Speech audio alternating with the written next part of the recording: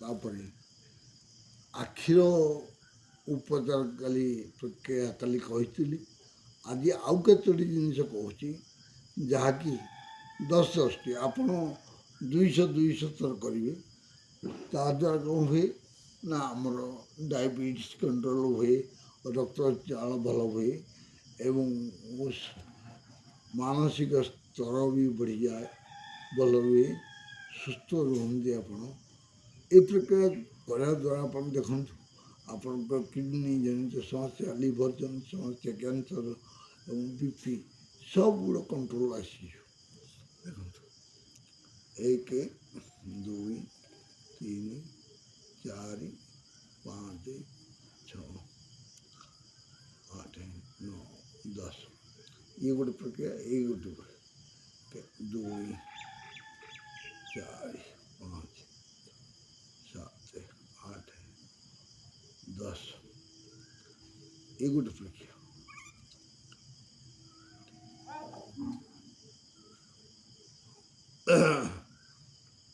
10 ଇଏ ଗୋଟେ ପ୍ରକ୍ରିୟା।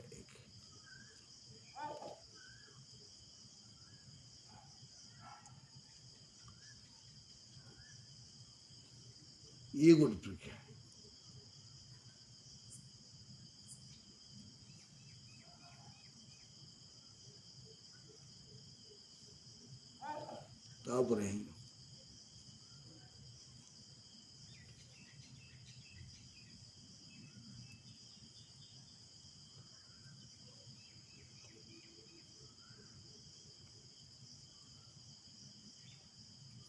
ତାପରେ ଏଇଟାକୁ ବୁଢ଼ା ମୋଟା ରଖି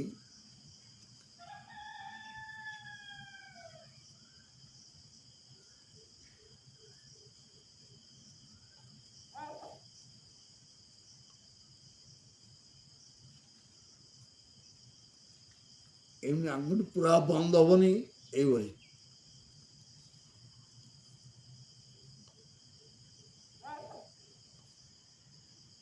ତାପରେ ଏଇ ଗୋଟେ ଏମିତି ଏଠି